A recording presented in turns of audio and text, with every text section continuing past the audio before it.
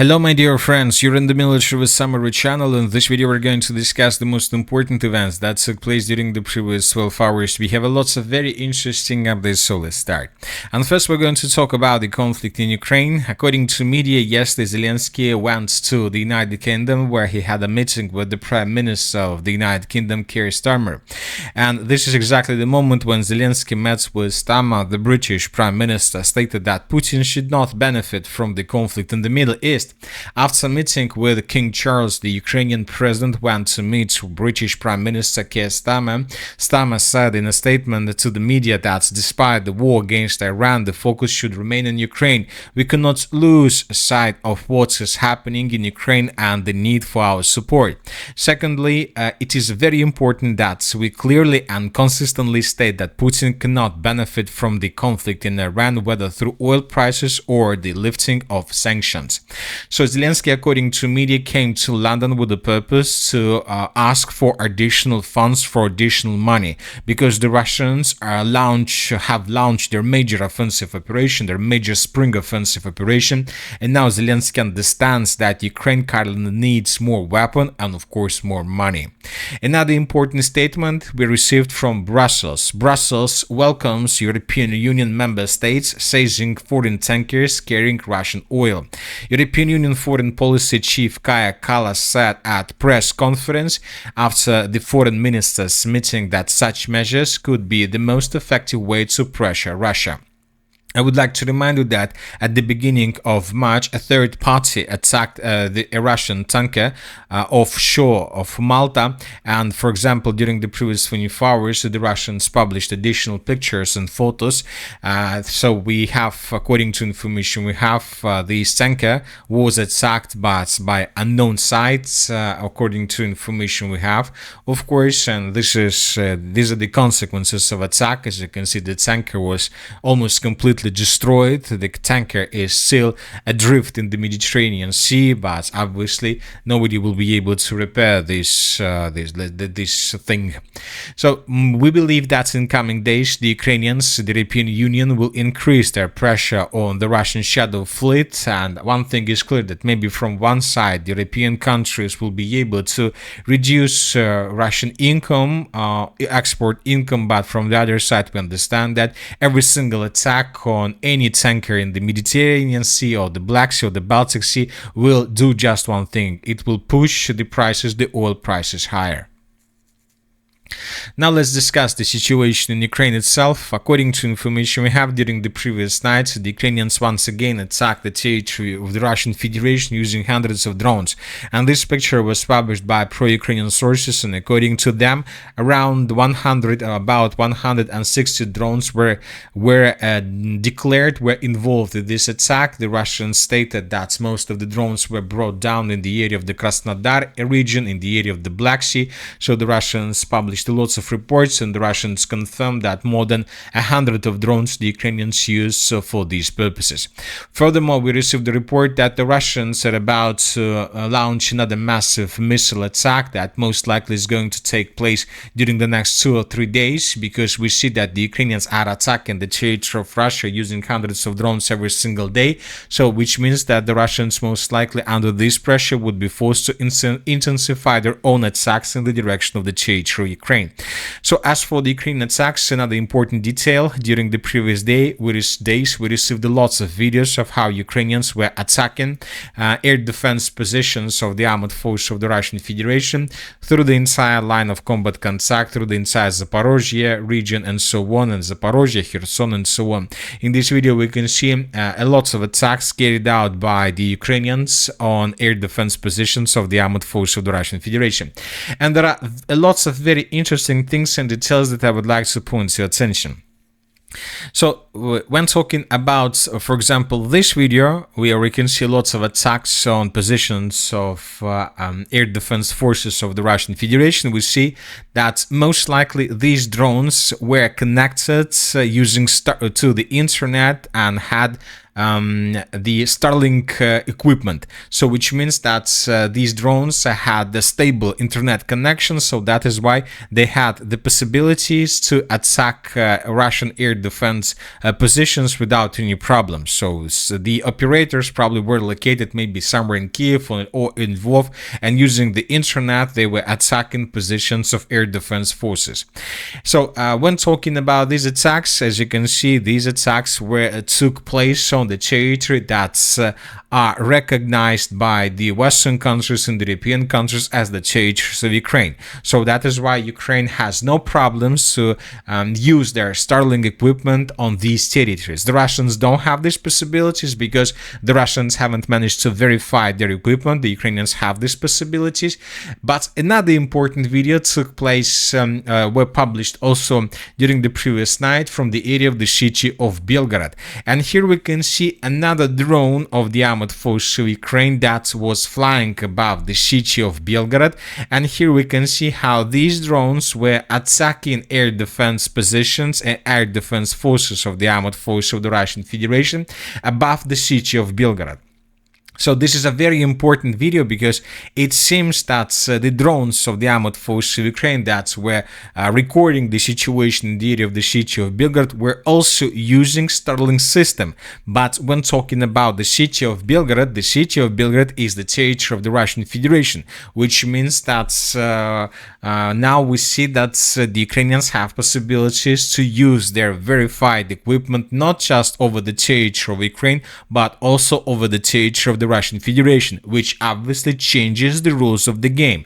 So which means that if the Russians are able to find proofs of the situation, of course this can lead to unpredictable consequences even to many Western companies who provide such services for Ukraine itself. Now let's discuss the situation on the ground. During the previous nights, we received small changes. We have changes in the Konstantinovka direction. According to information we have, the Russians improved their positions around the settlement of Dovga Balka. I would like to remind you that during the previous days, the Russians improved their positions significantly in this area. We see that currently the settlement of Dovga Balka is being blocked from the main Ukrainian positions, and it seems that in coming days the Russians will intensify their pressure in this area with the purpose to establish complete control over the settlement. So which means that first the Russians will try to take this village under complete control before moving further in the direction of the northern part of the city of Konstantinovka. Another important area where the changes were recorded is the settlement of Kaliniki. I would like to remind you that yesterday the Minister of Defense of the Russian Federation reported that the settlement of Kaliniki was captured by the armored forces of the Russian Federation. Yesterday we received additional videos where we can see how the Russian soldiers were fighting for these trenches. And today additional sources, several pro-Russian sources, clarified the situation on the ground by adding additional territories under complete control of the armored forces of the Russian Federation. And if these changes are correct, then this means that the Russians have already answered several strongholds around the settlement of Kaliniki and begun fighting for these strategical positions. So as we can see, the Russians are getting closer and closer to the city of Slaviansk, and currently the distance to the city is already around 14 kilometers. Now the Russians are tasked to establish complete control over two more strongholds in this area. We are talking about the settlement of Alexandrovka. This is a very big settlement, and the Russians have already begun bombing and attacking this territory with FPV drones, trying to reduce the Ukrainian defense capabilities. And the Russians began bombing this huge forest, which is located right to the west of the settlement of Kaliniki. Here we can see the same story. The Russians are attacking this territory with drones and with artillery with the purpose to reduce the Ukrainian defense capabilities. So the Russians are getting closer and closer, and it seems that the battle for the city of Slaviansk is imminent and will take in 2026. As for the other front lines, during the previous nights, no changes were recorded. Now let's move in the area of the Middle East. Yesterday in the evening, the Iranian authorities confirmed that the loss of the Ali Larinjani. So this is the picture of the consequences of attack that was carried out by the Israelis, and according to information we have, the entire building was reduced to ruins where the Ali Larinjani was located. So we see that the Israelis are about to finish all tasks they have regarding the political authority of the Iranians, regarding the Lebanon, the state of Lebanon, and regarding different other questions. We see that the Israelis are about to stabilize the situation in the state of Israel itself. And today we received a very important statement made by the Israelis that in coming days Israel is preparing to increase intelligence operations in the Strait of Hormuz as Trump struggles to build an international security coalition and is reportedly considering using force to take control, a move that could last weeks. So this is a very important information, and we have this picture where we can see the Prime Minister Benjamin Netanyahu, who was pointing at the Strait of Hormuz during a government meeting. So the preparation is ongoing. Most likely we will see more attacks from the coalition side on the positions of the Iranians along the Iranian shore of the Persian Gulf.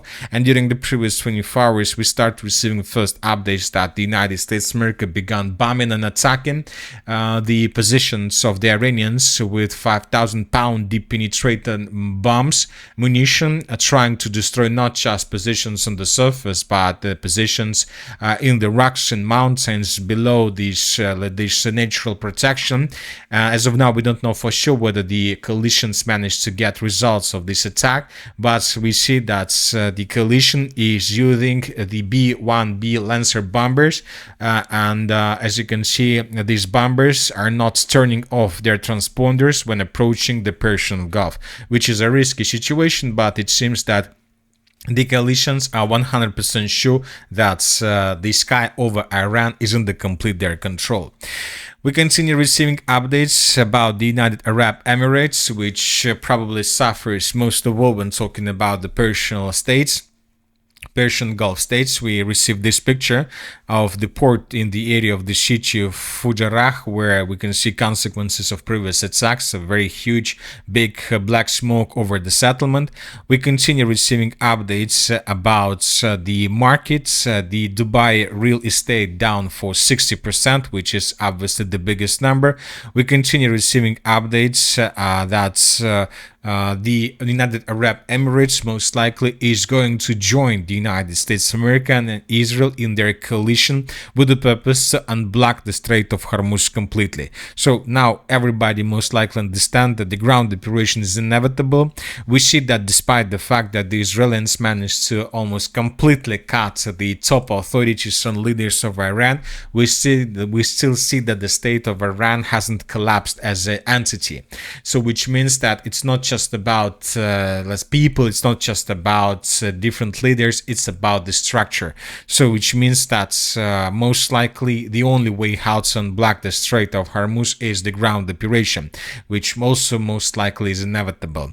But this ground operation most likely will start not earlier than in 2 weeks, when the United States of America will be able to bring their first groups and first forces. And first of all, we're talking about 31st Marine Corps unit that is moving right exactly in this area. But at the same time, we start receiving additional updates, and according to them, something is brewing on the territory of Cuba. And in coming days, the United States of America may shift their focus in this area, because the Russians, according to information we have, is moving tanker with oil in the direction of Cuba. A tanker carrying Russian oil is heading to Cuba amid an energy crisis and US blockade, according to Bloomberg. The tanker Anatoly Kolotkin, loaded with 730,000 barrels of Russian oil, is heading to energy-starved Cuba. The cargo's arrival could be the first major fuel shipment in a long long time. The crude oil shipment will not provide immediate relief to Cuba. It must be refined before use, a process that can take 20 to 30 days. More than 3 months ago, the US effectively cut off oil supplies to the state. And several days ago, riots began on the territory of Cuba. According to CNN, Cuba is facing a total collapse of its electricity supply. So something bad might happen in this area, and of course this can force the United States of America to shift their attention to Cuba. And now we see that the Russians are trying to stabilize the situation by sending additional oil tankers, but as it was written in this article, it might take 20 or 30 days before it happens, before the stabilization started. So which means that there are still lots of days, but nobody knows what will happen there, because today the Cuban authorities stated that they are ready to fight with the United States of America and with any coalition that will be involved in operation against this state. And that's it for the short video. The Military Summary channel reminds we condemn any violence in the world. Thank you for watching. Subscribe to my channel, put your likes, join my Patreon, and have a good day. Bye bye.